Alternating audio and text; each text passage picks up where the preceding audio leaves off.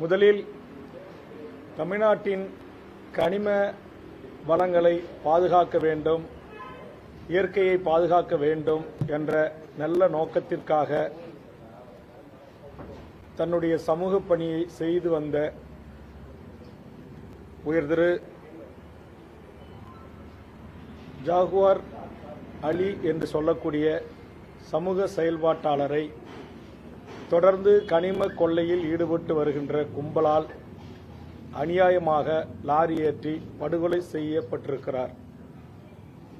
முதலில் அவரை பிரிந்து வாடும் அவருடைய குடும்பத்தாருக்கும், உறவுகளுக்கும், நண்பர்களுக்கும் எமது தமிழக வாழ்வுரிமை கட்சியின் சார்பாக ஆழ்ந்த இரங்கலை பதிவு செய்து, இதுபோன்ற சமூக செயல்பாட்டாளர்கள் எந்தவித எதிர்பார்ப்பும் இல்லாமல், லாப நோக்கம் இல்லாமல் தமிழ் சமூகத்திற்கு அரும்பாடுபட்டு வருகின்ற சான்றோர் பெருமக்கள் உயிர் இறக்க நேரிட்டால் அவர்களின் குடும்பத்திற்கு ஆறுதலாகவும், அவர்கள் குடும்பத்தினுடைய பிள்ளை செல்வங்கள் கல்வி உதவிக்காகவும் தொடர்ந்து தமிழக வாழ்வுரிமை கட்சி பல்வேறு சமூக சசிபெருமாளில் தொடங்கி பல்வேறு சமூக செயல்பாட்டாளர்களை ஆதரித்து உதவி செய்து வருகிறது. அந்த வகையில் அன்னார் அவருடைய குடும்பத்திற்கு இந்த நிகழ்வை முடித்துக்கொண்டு அவர் வீட்டுக்கு சென்று நேரடியாக ஆறுதல் கூறி எமது தமிழக வாழ்வுரிமை கட்சியின் சார்பாக ரூபாய் 1 லட்சம் ரூபாய் அக்குடும்பத்திற்கு நிதியுதவி செய்ய இருக்கிறோம். மேலும் அவரை படுகொலை செய்த அந்த படுபாதக செயலில் ஈடுபட்டவர்கள், அதற்கு உடந்தையாக இருந்தவர்கள் யாராக இருந்தாலும் அவர்கள் கைது செய்யப்பட்டு சட்டத்தின் முன் நிறுத்தப்பட்டு உரிய தண்டனையை பெற்றுத்தர நடவடிக்கை எடுக்க வேண்டும் என்று தமிழக வாழ்வுரிமை கட்சி கோருகிறது. மேலும் இந்த சம்பவத்திற்கு நீதி கேட்டு எங்கள் மாவட்ட செயலாளர் நியாஸ் அவர்களும், இங்கே இருக்கிற எங்கள் கட்சியினுடைய மாநில இளைஞணி தலைவர் அருமை தம்பி முருகானந்தம் அவர்களும், கட்சியினுடைய முன்னணி நிர்வாகிகளின் புதுக்கோட்டை நிர்வாகிகள் ஈஸ்வரன், பாபா போன்ற எமது பொறுப்பாளர்களும் சேர்ந்து எமது பத்திரிகை ஊடக நண்பர்களை அழைத்து ஒரு போராட்டத்தை முன்னெடுத்தார்கள். இந்த போராட்டத்தில் உங்களுக்கு தெரியும், இன்றைக்கு கூடங்குளம் அணு எதிர்ப்பு போராட்டத்தின் சமரசமற்ற போராளி சுப உதயகுமாரன் அவர்கள் கலந்து கொண்டு எமது தமிழக வாழ்வுரிமை கட்சியின் சார்பாக கண்டனத்தை பதிவு செய்து நாங்கள் பல கோரிக்கைகளை அரசிடம் முன்வைத்திருந்தோம். அந்த அடிப்படையில் இன்றைக்கு காவல்துறை அதிகாரிகள் மாற்றப்பட்டிருக்கிறார்கள், ஒரு சில அதிகாரிகள் பணி நீக்கம் செய்யப்பட்டிருக்கிறார்கள், வருவாய்த்துறையிலே ஒரு சில அதிகாரிகள் மாற்றப்பட்டிருக்கிறார்கள். அது ஏற்புடையதல்ல. இவர் கொலைக்கு காரணமாக இருந்தவர்கள் யாராக இருந்தாலும் அவர்கள் மிக கடுமையான நடவடிக்கை உட்படுத்தப்பட வேண்டும். இந்த வழக்கை சிறப்பு வழக்காக கருதி சிறப்பு நீதிமன்றத்தில் அதிகபட்சம் 3 மாத காலத்திற்குள் இதற்கான சார்ஜ் ஷீட் பதிவு செய்யப்பட்டு இந்த கொலைக்கு காரணமான இருந்தவர்களுக்கு உச்சபட்ச தண்டனையை பெற்றுத்தர தமிழக அரசும் காவல்துறையும் உரிய நடவடிக்கை மேற்கொள்ள வேண்டும் என்று தமிழக வாழ்வுரிமை கட்சியின் சார்பாக கேட்டுக்கொள்கிறேன். மேலும் இந்த புதுக்கோட்டையில் இருக்கிற ஷிப்காட் இது ஒரு பயனற்ற ஷிப்காட்டாக இருக்கிறது. இப்பகுதியில் பல்லாயிரக்கணக்கான இளைஞர்கள் வேலை தேடி வெளிநாட்டுக்கு சென்று பிழைக்க வேண்டிய ஒரு நிர்பந்தத்திற்கு தள்ளப்பட்டிருக்கிறார்கள். ஆதலால் இந்த மண்ணின் மக்களுக்கு வேலை கிடைப்பதை மாவட்ட ஆட்சித்தலைவர், மாவட்ட நிர்வாகம், தமிழ்நாடு அரசு உரிய நடவடிக்கைகளை மேற்கொள்ள வேண்டும் என்று கேட்டுக்கொள்கிறேன். அதுபோன்று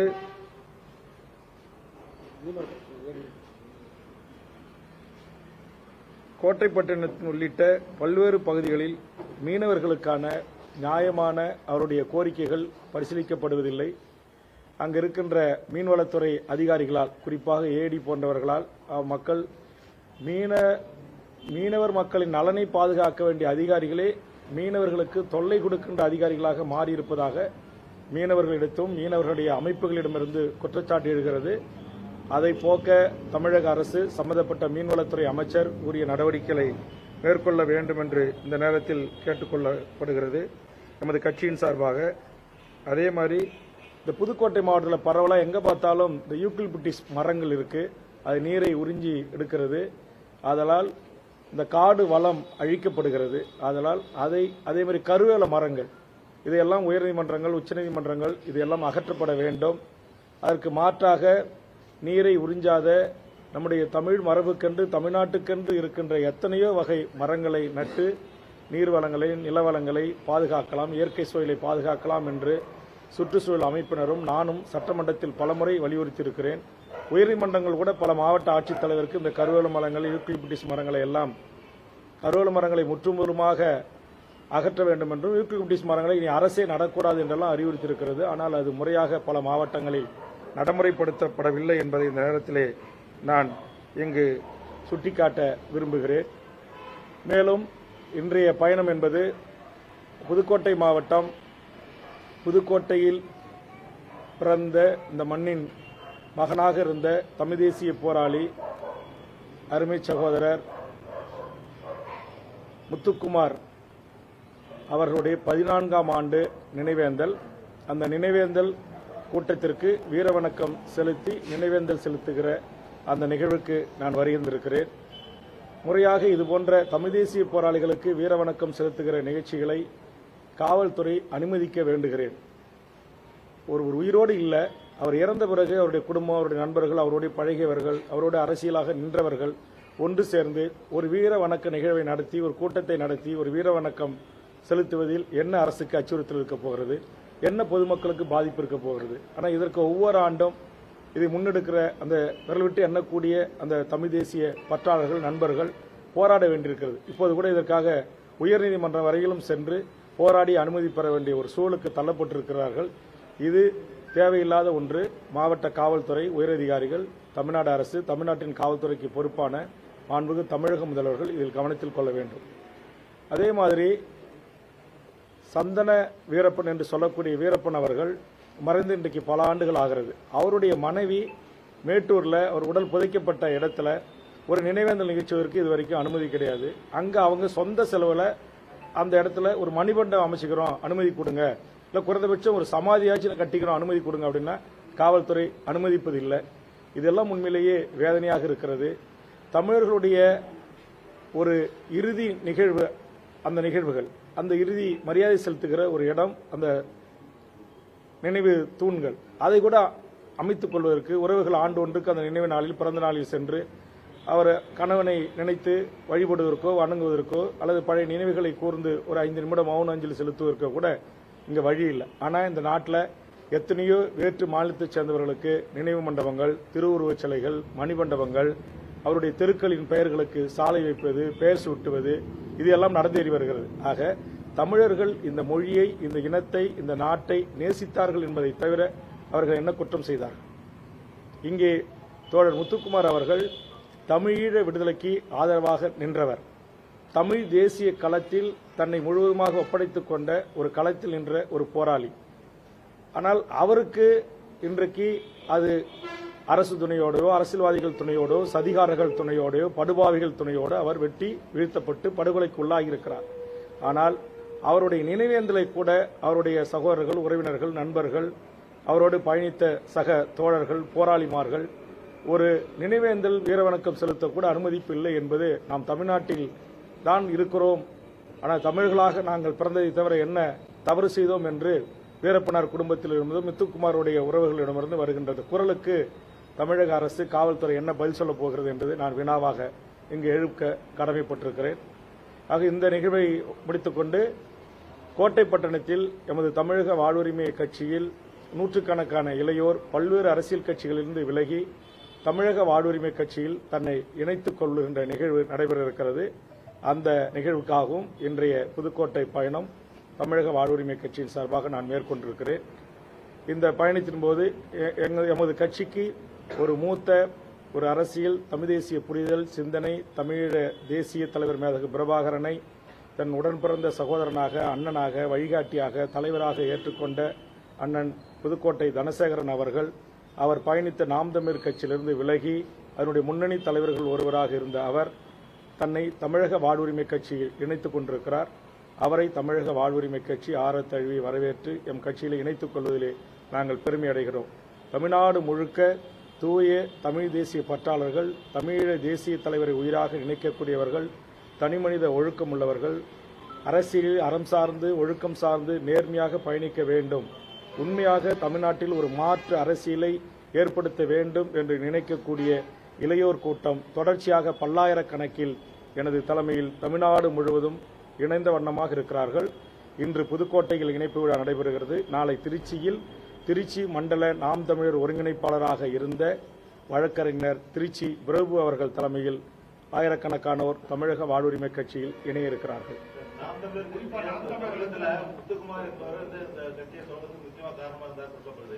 நாம் முத்துக்குமார் இறந்தப்ப சீமான் வந்து ஒரு 2 வருஷம் மட்டும் அந்த நிகழ்ச்சியில் வந்தாரு. இப்ப சமீபத்துல எல்லாம் முத்துக்குமார் யார் என்ன பேட்டிலாம் முத்துக்குமார் யாரோடு அப்படின்ற மாதிரி பேசுறாரு. என்ன காரணமா இருக்கு? நீங்க அதை அவர்கிட்ட தான் கேட்கணும். அவர்கிட்ட கேட்டு பதிலே சொல்லலையே. அவர்கிட்ட கேட்டு பதில் சொல்லாததுக்கு என்கிட்ட கேட்டா நான் என்ன பதில் சொல்ல முடியும்? என்னை பற்றி அவருடைய பார்வையை நான் சொல்லிட்டேன். அவர் தமிழ் ஈழ விடுதலை போராட்டத்தில் பங்காற்றியவர். எமது தமிழீழ தேசிய தலைவரின் பாதுகாப்பு அரணாக நின்ற முக்கியமான வீரர்களில் ஒருவராக இருந்து தலைவரால் அங்கீகரிக்கப்பட்டு ஏற்றுக்கொள்ளப்பட்ட ஒருவர். எமது சந்தனக்காட்டு எல்லை காத்த வீரப்பனோடு சிறிது காலம் காட்டில் அவரோடு பயணித்தவர். ஒரு சாதி மதமாக பிரிந்து கிடக்கிற தமிழ் சமூகத்தில் இங்கு பல்வேறு சாதி மதமாக பிரிந்த தமிழர்களை ஒருங்கிணைத்து ஒரு குடையின் கீழ் ஒரு தமிழ் தேசிய அரசியலை கட்டி எழுப்புவதற்காக தன்னுயிரை தந்திட்ட ஒரு மாவீரனாக நான் முத்துக்குமார் அவர்களை பார்க்கிறேன். அந்த அடிப்படையில் தான் தொடர்ந்து என்னுடைய முக்கியமான தமிழ் தேசிய கூட்டங்களில் அவரை நினைவு கூர்ந்து பேசியிருக்கிறேன். இந்த முறை அவரோடு பணி செய்து அவரோடு தோளோடு தோள் நின்று தமிழ் தேசிய மீட்சிப் படையிலும் தமிழீழ விடுதலை போராட்ட களத்திலும் நின்ற தமிழ்நாட்டின் ஆகச்சிறந்த தலைமைகள் என்னிடத்தில் இந்த ஆண்டு நீங்கள் வர வேண்டும் என்று அழைப்பு விடுத்தார்கள். அந்த நட்பின் அடிப்படையில், பாசத்தின் அடிப்படையில் அவர் மீது வைத்திருக்கிற அந்த தமிழ் தேசிய சமரசமற்ற அந்த போராளி மீது இருக்கிற மாண்பின் காரணமாக, மரியாதையின் காரணமாக நான் இன்றைக்கு பங்கெடுக்க வருகிறேன். அவர் கொலை செய்யப்பட்டதுக்கு அப்புறம் நீதிமன்றத்தில் கொலையாளிகளை விடுவிச்சுட்டாங்க. அதுக்கு யாருமே எதிர்ப்பு தெரிவிக்கல. நீதிமன்றம் வந்து உண்மையான குற்றவாளிகளை கண்டுபிடிக்கணும்னு சொல்லவே இல்லையே. அதுதான் இதுக்கு முன்னாடியே நான் சொன்ன சதிகாரர்கள், சண்டாளர்கள், அரசியல் ரீதியாக பழிதீர்க்க வேண்டும் என்று நினைத்த கும்பல் அவரை கொலை செய்திருக்கிறது. உண்மை ஒரு நாள் நிச்சயம் வெளிவரும். தமிழகத்தில் வந்து நீங்களும் சீமானும் தமிழ் தேசிய சீமான் வந்து பெரியாரை பற்றி தொடர்ந்து வந்து இதுவாக பேசுறாரு. நம்ம வந்து தமிழ் தேசியமும் திராவிடமும் ஒரு இரு கண்கள் மாதிரி பார்க்கலாமா, இல்லை ஒன்லி தமிழ் தேசியம் மட்டும் பார்க்கலாம்? நான் வந்து என்னுடைய இளமை காலம் என்பது நான் 1970களில் பிறந்தேன். தோழர் முத்துக்குமார் அவர்களும் அந்த 70களில் தான் பிறந்தார் என்று கருதுகிறேன்.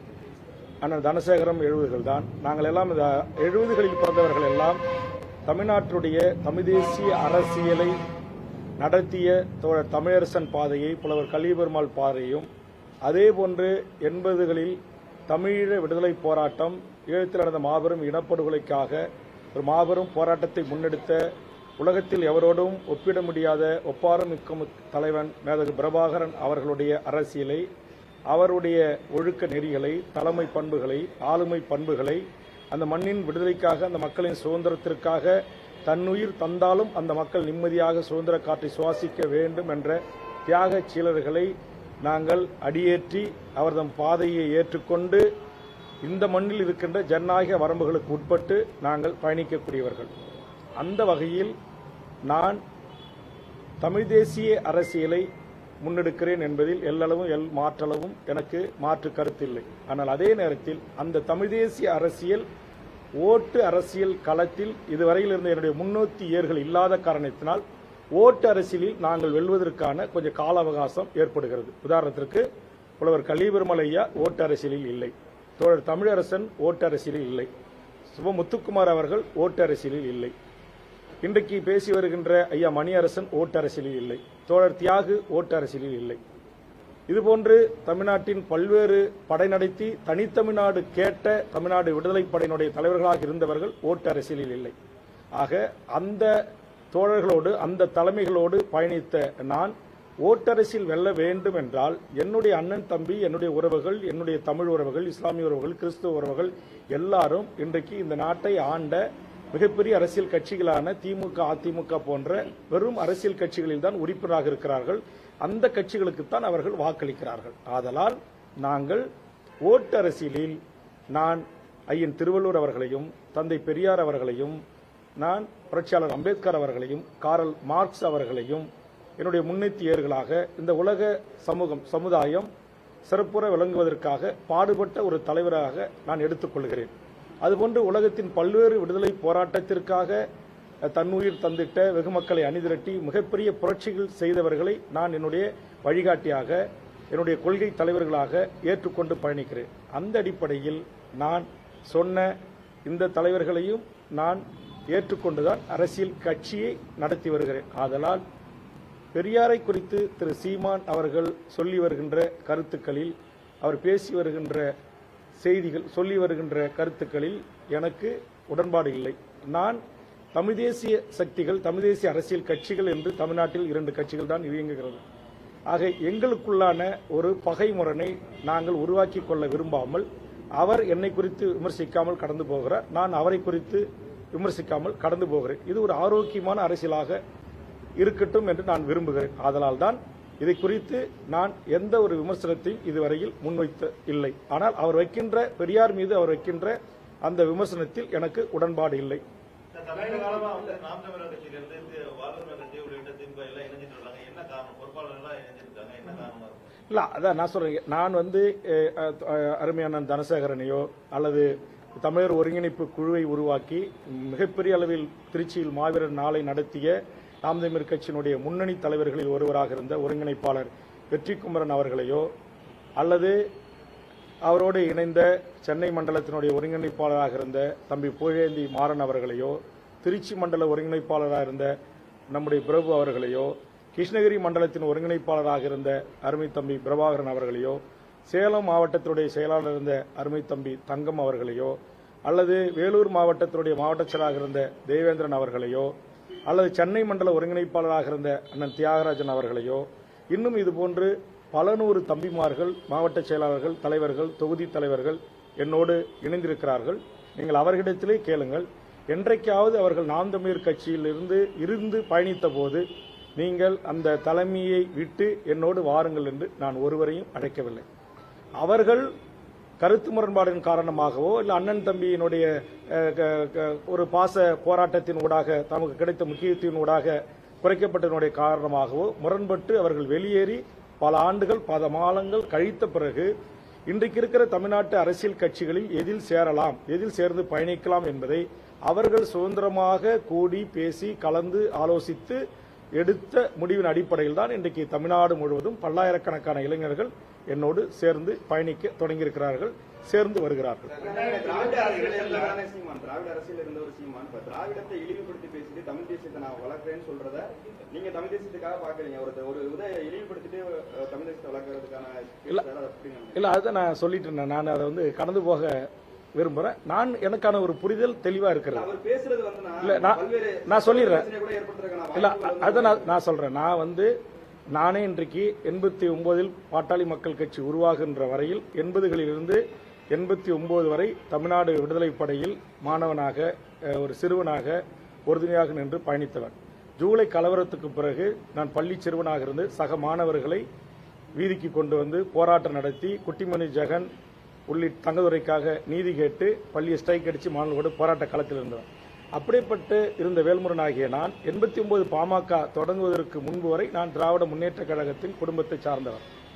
என்னுடைய உறவினர் தான் உங்களுக்கு தெரியும் பண்டுட்டியார், என்னுடைய உறவினர் தான் ராமசாமி படையாச்சியார், கோவிந்தசாமி படையாச்சியார். இவர்களெல்லாம் காங்கிரஸ் கட்சிகளிலோ பல்வேறு அரசியல் கட்சிகளில் இருந்த ஒரு பாரம்பரியமான அரசியல் பின்புலம் கொண்ட அந்த கடலூர் மாவட்டத்தினுடைய மண்ணின் மைந்தன். எனக்கு அரசியலை சீர்தூக்கி பார்த்து தெளிவான ஒரு முடிவெடுக்கின்ற தகுதியும் திறமையும் ஒரு ஆய்வு மனப்பான்மையோடு இது அணுகுகின்ற ஒரு புரிதலும் எனக்கு இருக்கிறது. அந்த புரிதலோடு தான் நாம் இன்றைக்கு தமிழ் தேசிய அரசியல் கட்சியை உருவாக்கி React is a free and open source front-end JavaScript library for building user interfaces. If you are an aspiring software developer and are not aware of it, here is your chance to learn and build an e-commerce website using React. All you have to do is join this free masterclass by Scaler. In the live session, you will also explore features, advantages, and benefit in depth. Click on the link to join now.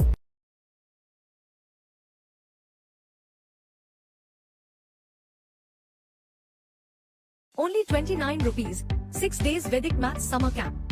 Don't calculate in a slow way. Enroll course and master top speed method. You can solve the questions in seconds. Attention dear parents, if your child is studying in class 1 to 10, join course now. Only 29 rupees today. Includes 50 plus maths top tricks, 50 plus science core concepts. Come and learn with teachers from IIT NIT. Super discount is ending. நான் எதிர்காலத்தில் வழிநடத்துவேன். இப்பொழுது நான் திமுக தலைமையிலான இந்த கூட்டணியில் இடம்பெற்று அவர்கள் அளித்த உதயசூரியன் என்கிற ஒரு சின்னத்தில் நின்று வெற்றி பெற்றிருக்கிறேன். இந்த விவாதம் கூட தமிழக சட்டமன்றத்தில் முதலமைச்சர் அவர்களால் வேல்முருகன் நீங்கள் உதயசூரியன் சின்னத்தில் நின்று வெற்றி பெற்றிருக்கிறீர்கள் என்று குறிப்பிட்டு பேசிய போது நான் அப்படியே உடனே எழுந்து முதலமைச்சர் அவர்களுக்கு என்னுடைய தாழ்மையான ஒரு வேண்டுகோளாக ஒரு கருத்தை முன்வைத்தேன். இந்த உதயசூரியன் சின்னம் என்பது எங்கள் கடலூர் சூரப்ப நாயக்கடியைச் சேர்ந்த மாண்புமிகு முன்னாள் அமைச்சர் கோவிந்தசாமி படையாச்சியார் அவர்கள் 1957 எங்கள் முன்னோர்கள் கொடுத்த சின்னம்தான். மாண்புமிகு தமிழக முதல்வர் அவர்களே, உங்களுக்கு இந்த சின்னம் பேரறிஞர் அண்ணாவும் கலைஞரும் சென்று எங்கள் குடும்பத்தினரிடம் தான் வந்து கேட்டு இந்த சின்னத்தை பெற்றார்கள். அந்த சின்னத்தில் நின்று வெற்றி பெற்று இந்த சட்டமன்றத்தில் குரலற்ற மக்களின் குரலாக சமூக நீதிக்காக ஒலிப்பதில் நான் பெருமையோடு பதிவு செய்கிறேன் என்று என் பதிவை செய்திருக்கிறேன். ஆக எனக்கென்று சில அரசியல் பின்புலங்கள் இருக்கிறது. என்னுடைய முன்னெத்தியர்கள் இந்த நாட்டுக்கு தனி மெஜாரிட்டி ராஜாஜியை முதலமைச்சர் ஆக்குவதில் என்னுடைய முன்னோர்கள் உருவாக்கிய கட்சி பங்களித்து ராஜாஜியை முதலமைச்சர் ஆக்கியது.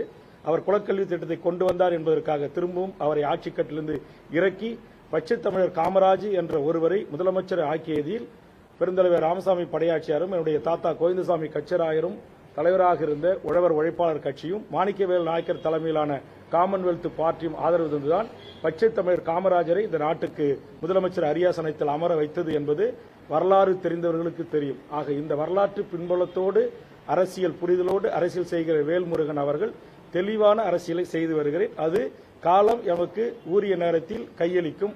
அப்போது இன்றைக்கு புரிதல் இல்லாமல் என்னை விமர்சனம் செய்கின்ற, புரிதல் இல்லாமல் என் மீது சேற்றை வாரி பூசுகின்றவர்களுக்கு பதிலாக என்னுடைய செயல்பாடுகள் அமையும். திமுக ஆட்சி 4 வருஷம் ஆச்சு.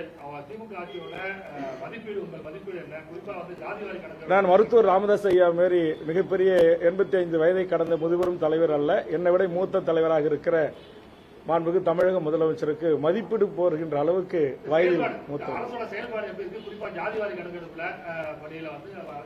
சாதிவாரி கணக்கெடுப்பு தொடர்ந்து எடுக்க வேண்டும். தமிழ்நாட்டில் அனைத்து சமூகங்களுக்கும் அவரவர்களின் எண்ணிக்கைக்கு ஏற்றவாறு கல்வி வேலைவாய்ப்பு உரிமை வழங்கப்பட வேண்டும் என்பதில் நான் உறுதியாக இருக்கிறேன். இதற்காக தொடர்ந்து தமிழ்நாட்டின் சட்டமன்றத்தின் ஒரு குரல் ஓங்கி ஒலிக்கிறது என்றால் அது என்னுடைய குரல். என்னுடைய குரலுக்கு மாண்புமிகு தமிழக முதலமைச்சர் அவர்கள் பல கட்டங்களில் பதிலளித்திருக்கிறார். அதை நான் மறுத்து அதில் மாறுபட்டு என் எதிர்ப்பை பதிவு செய்திருக்கிறேன். தமிழக முதலமைச்சர் சாதிவாரி கணக்கெடுப்பு ஒன்றிய அரசுதான் எடுப்பதற்கு அதிகாரம் பெற்றவை என்று அறிவித்திருக்கிறார். அதில் நான் மாறுபடுகிறேன். அதை நான் எதிர்க்கிறேன். தற்போது உங்களுக்கு தெரியும், காங்கிரஸ் அரசு ஆட்சிக்கு வந்தால் இந்திய முழுக்க சாதிவாரி கணக்கெடுப்பை நடத்துவோம் என்று அறிவித்தார்கள். இன்றைக்கு தெலுங்கானாவில் காங்கிரஸ் அரசு புதிதாக பொறுப்பேற்ற பிறகு சாதிவாரி கணக்கெடுப்பை நடத்தியிருக்கிறார்கள். ஏற்கனவே உங்களுக்கு அனைவருக்கும் தெரியும், இன்றைக்கு இந்தியாவில் பீகாரில் சாதிவாரி கணக்கெடுப்பு எடுத்து அந்த மக்களுக்கான நீதி வழங்கப்பட்டிருக்கிறது. ஒரிசாவில் சாதிவாரி கணக்கெடுப்பு நடத்தப்பட்டிருக்கிறது. அதே மாதிரி சாதிவாரி எடுப்பது என்பது மாநில முதலமைச்சரின் ஆளுகைக்கு அதிகாரத்திற்கு உட்பட்டது. அதனால் மாண்புமிகு தமிழக முதலமைச்சர் சாதிவாரி கணக்கெடுப்பு தான் நடத்த வேண்டும் என்பதில் நான் உறுதியாக இருக்கிறேன். என்னுடைய நிலைப்பாட்டிலும் நான் உறுதியாக இருக்கிறேன். குறிப்பாக மக்களுக்கான பல்வேறு திட்டங்களை வகுத்து இந்தியாவிற்கு ஒரு வழிகாட்டியாக முன்னோடியாக சமூக நல திட்டங்கள் அறிவிப்பதில் இந்தியாவிற்கே முன்னோடியாக தமிழகம் இருக்கிறது என்பதை திராவிட அரசியலை அல்லது திமுகவை அழிக்க வேண்டும், ஒழிக்க வேண்டும், திராவிட சித்தாந்தமே இந்த மண்ணில் நிலைபெறக்கூடாது என்று பேசுகிற RSS சங் பரிவார கும்பல்களின் தலைவனாக இருக்கிற பாரதிய ஜனதாவின் ஒன்றிய அமைச்சர்களே இன்றைக்கு பல்வேறு குறியீடுகளில் தமிழகம் இந்தியாவில் முன்னோடியாக இருக்கிறது. குறிப்பாக சுகாதாரத்துறையில் 700 பிரிவு தலைப்புகளின் கீழ் மகத்தான விருதுகளை தமிழகம் பெற்றிருக்கிறது. ஆனால் அப்படிப்பட்ட தமிழகத்திற்கு இன்றைக்கு புதிய கல்விக் கொள்கையை அமுல்படுத்தினால்தான் நாங்கள் இந்த 2500 கோடி ரூபாயை தருவோம் என்று ஒரு ஒன்றிய அரசே மிரட்டுவது என்பது ஏற்புடையதல்ல. குறிப்பாக திமுகவினுடைய நாடாளுமன்ற உறுப்பினர்கள் தமிழ்நாட்டின் உரிமைகளுக்காக இன்றைக்கு இந்திய ஒன்றிய தலைமை அமைச்சர்கள் தொடங்கி அத்துணை அமைச்சர்களுடைய முகத்துறையை இந்த நடக்கிற நாடாளுமன்ற கூட்டத்தொடரில் புள்ளி விவரங்களோடு மிகச்சிறப்பாக எடுத்து வைக்கிறார்கள். அதற்காக என்னுடைய பாராட்டுக்களையும் வாழ்த்துக்களையும் நான் தெரிவித்துக் கொள்கிறேன்.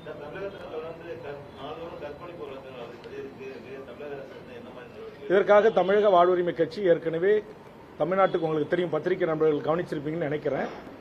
இந்த பாலியல் வன்கொடுமை, கற்பழிப்பு இது போன்ற சம்பவங்களுக்கு எல்லாம் தாய்மடியாக இருப்பது போதை, அரசு டாஸ்மார்க் மதுபான ஆலைகள், எங்கு பார்த்தாலும் கஞ்சா, அபின், போதைப் பொருட்கள்.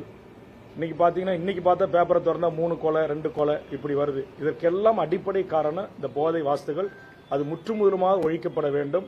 அதற்கு அடிமையாகி பெண் பிள்ளைகளை 3 வயசுன்னு பார்க்காம 80 வயசுன்னு பார்க்காம இன்றைக்கு பாலியல் வல்லுறவுக்கு உள்ளாக்கப்படுகின்ற அந்த காம மிருகங்களை மனித உருவில் வாழ்கின்ற அந்த காட்டு மிராண்டிகளுக்கு தமிழக வாழ்வுரிமை கட்சி மரண தண்டனைக்கு எதிரான கொள்கை சித்தாந்தம் உள்ள கட்சியாக இருந்தாலும் இதுபோன்ற குற்றங்கள் தொடர்ந்து நாளொரு மேனியும் பொழுதொரு வண்ணமும் வருகிறது. குறிப்பா அண்ணா பல்கலைக்கழகத்தில் நடந்தேறிய அதற்கு பிறகு தமிழ்நாட்டில் முதலில் இந்த குற்றங்களில் ஈடுபடுகின்ற தொடர் குற்றங்களில் ஈடுபடுகின்றவர்களுக்கு தூக்கு தண்டனை அளிக்க வேண்டும் என்ற ஒரு கவன ஈர்ப்பையும் சட்ட திருத்தத்தையும் தந்தவன் தமிழக சட்டமன்றத்தில் நான் தான். இதை தமிழ்நாடு காவல்துறையும் சட்டப்பிரிவும் உள்துறையும் இதற்குரிய நடவடிக்கை எடுக்க வேண்டும் என்று இந்த நாட்டுடைய காவல்துறை சட்ட ஒழுங்கு டிஜிபி அவர்களை சந்தித்துவிட்டு உங்களை போன்ற அனைத்து பத்திரிகையாளர்களையும் அழைத்து முதலில் இந்த அரசுக்கு இதற்கான ஆலோசனை வழங்கியவன் நான் தான். என்னுடைய ஆலோசனையையும் ஏற்றுக்கொண்டு மாண்புமிகு முதலமைச்சர் அவர்களும் இதை குறித்து அதிகாரிகளோடு பேசிதான் ஒரு முறை பாலியல் குற்றத்தில் ஈடுபட்டவன் மறுமுறை பாலியல் குற்றத்தில் ஈடுபட்டால் அவனுக்கு தூக்கு தண்டனை என்கிற ஒரு மிக வரலாற்று சிறப்புமிக்க ஒரு தீர்ப்பை இன்றைக்கு தமிழக சட்டமன்றம் கடந்த கூட்டத்தொடரில் நிறைவேற்றியிருக்கிறது. அதற்கு பிள்ளையார் சொல்லி போட்டவன், அதற்கான சட்ட திருத்தங்களை சட்டமன்றத்தில் அளித்தவன் வேல்முருகன். திமுக தேர்தல் 2026 தேர்தலில் வேல்முருகன் வந்து தனித்து போட்டியிட்டாலும் திமுக கூட்டணியில் நாட்டில் போட்டி இடம்பெற்றாலும் சென்ற முறை இது பண்ண மாதிரி திமுக சின்னத்திலேயோ இல்லை அதிமுக சின்னத்திலேயோ தனித்து போட்டியிடுவதற்கான அது இப்போ வந்து நான் பல்வேறு இன்னும் உங்களுக்கு சில மகிழ்ச்சியான செய்திகள்லாம் இருக்கு. இன்னும் தமிழ்நாட்டுடைய லஞ்சம், ஊழல், முறைகேடு இவற்றையெல்லாம் எதிர்த்து போராடுகின்ற போர்க்குணம் கொண்ட அமைப்புகள், கட்சிகள், இயக்கங்கள் அவர்களெல்லாம் நாம் அங்கொன்று இங்கொன்றுமாக சிறிய கட்சிகள் நடத்தினால் தமிழ்நாட்டில் ஒரு மாற்று அரசியலை முன்வைக்க முடியாது. லஞ்சம், லாவண்யம் போன்றதை ஒழிக்க முடியாது. அதனால ஒரு மாற்று அரசியல் உருவாக வேண்டும் என்றால் வேல்முருகன் தமிழில் உருவாக வேண்டும் என்ற நல்லெண்ணத்தின் அடிப்படையில் பேசி வருகிறார்கள். ஆகச்சிறந்த அந்த தலைமைகளோடு கலந்து பேசியும் எம் கட்சியினுடைய மாநில செயற்குழு, உயர்நிலைக்குழு, பொதுக்குழு இவற்றையெல்லாம் கூடி எதிர்வரும் காலத்தில் ஒரு நல்ல முடிவை நாங்கள் எடுத்து அறிவிக்க இருக்கிறோம்.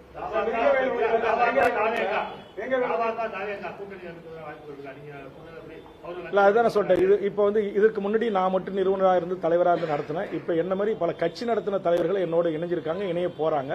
அவர்கள் அனைவரோடும் கலந்து பேசி ஒரு கூட்டு தலைமையாக நாங்கள் உட்கார்ந்து பேசி அந்த அடிப்படையில் எதிர்காலத்தில் முடிவுகளை அறிவிக்க முடியும். தன்னிச்சையான முடிவுகளை அறிவிப்பதற்கு வாய்ப்பு இல்லை.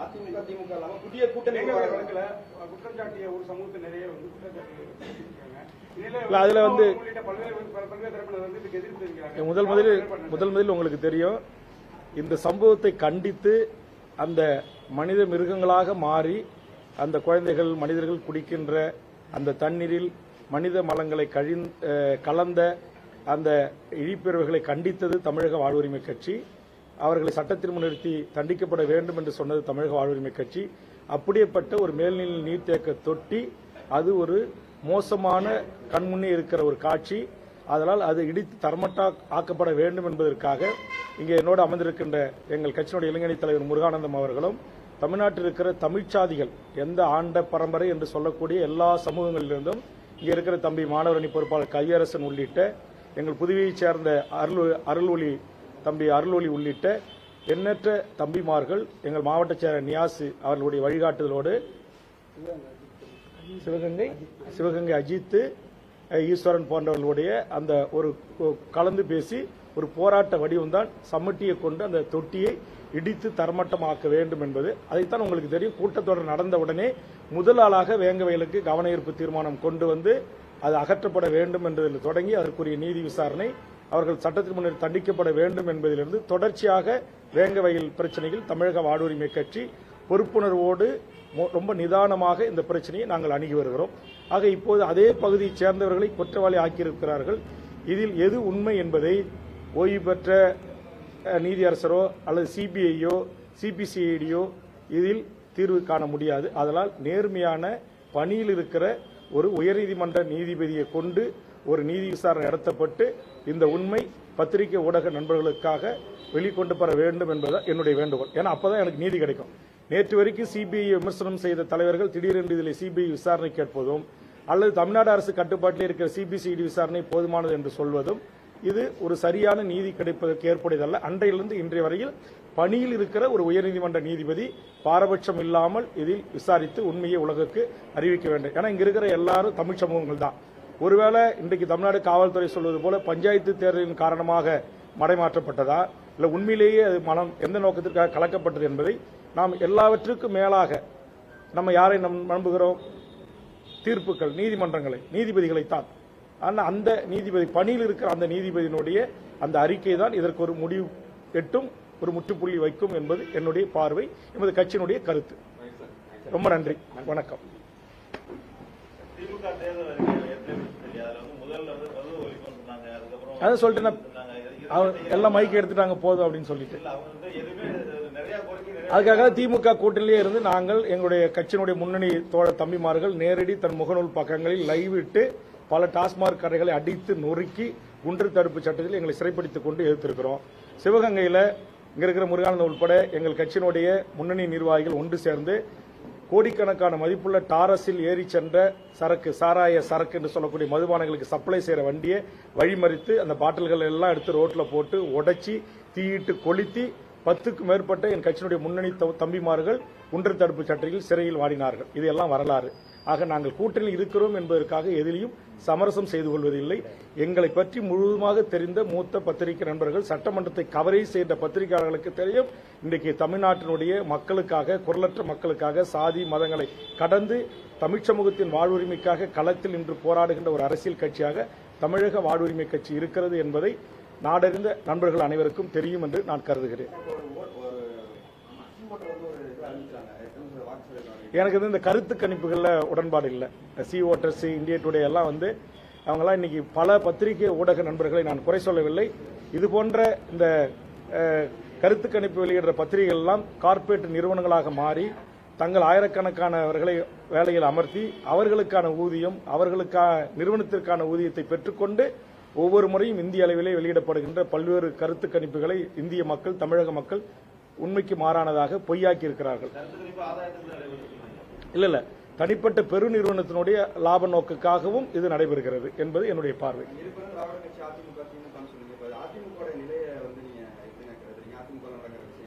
நான் தான் சொல்றேன், நான் இங்க இருக்கிற எனக்கு தெரிஞ்சோ தெரியாம திரும்ப அதுக்கு பதில் சொல்லிட்டேன். அண்ணன், மாமன், மச்சான், சொந்தம், திமுக, அண்ணா திமுக பெரிய கட்சியில் தான் இருக்கிறார். அவர்கள் மனம் மாறுகின்ற வரையில் அது திராவிட கட்சிகள் இங்கு மக்களுடைய வாக்கு, தேர்தல் அரசியல்ல மக்கள் தான் எஜமானர்கள். அந்த மக்கள் தானே திமுக, அதிமுக வாக்களிக்கிறாங்க. அப்ப அந்த மக்களை மனமாற்றம் அடைய செய்யாமல் அந்த கட்சிகளை குறை செய்வது எனக்கு உடன்பாடில்லை. அந்த கட்சிகள் இன்றைக்கு பல்வேறு விதமான லஞ்சம், லாவணியம், ஊழல், முறைகேடுகள், குடும்பாதிக்கம், குடும்ப அரசியல் இவையெல்லாம் இருக்கலாம். ஆனா அப்படி எல்லாம் இருக்கிறது என்பதை தெரிந்து வாக்களித்து அவர்களை மீண்டும் மீண்டும் ஆட்சியில் அமர்த்துவது யார்? நம்ம அண்ணன் தம்பி தானே, நம்ம பங்கு பங்காளி தானே, நீங்க நம்ம எல்லாரும் தானே. அப்ப இந்த மக்களிடம் மனமாற்றம் ஏற்படுத்த வேண்டும். அந்த மனமாற்றத்தை ஏற்படுத்துகிற முயற்சியில் தான் தமிழக வாழ்வுரிமை கட்சி ஒரு மாற்று அரசியல் நோக்கி பயணித்துக் கொண்டிருக்கிறது. அதுவரையில் நாங்கள் நான் சொன்ன மாதிரி இப்போது வரையிலும் நான் இருக்கிற அந்த திமுக கூட்டணியில் நான் தொடர்றேன். இப்ப பல்வேறு அரசியல் கட்சிகள், அமைப்புகள், இயக்கங்கள் என்னோட சேர்றாங்க. அப்ப அவர்களோடு கலந்து பேசி அதற்கு பிறகுதான் ஒரு கூட்டு தலைமை கருத்துக்களை அறிந்து அதற்கு பிறகு பெரும்பான்மை பொதுக்குழு உறுப்பினர்களுடைய எண்ணங்களை அறிந்து அதற்கு பிறகுதான் நான் மற்ற விமர்சனங்களை முன்வைக்க முடியும். இது நாள் வரையில் நீங்க என்ன கேட்டீங்க, நான் ஒரு தனிப்பட்ட ஆளு, என்னுடைய கட்சி, அதுக்கு நான் மட்டும் தலைவர், நான் தான் நிறுவனர், அதுக்கு எனக்கு பொதுக்குழு செயற்குழு முழு அதிகாரம் கொடுத்திருக்கு நான் சொல்லிட்டு வந்தேன். இப்ப அப்படி இல்லை. தேசிய ஜனநாயக கூட்டணியை 2026 அமைச்சர் தீர்வுன்னு சொல்லி பாஜக மாநில அண்ணாமலை சொல்லிட்டு இருக்காரு.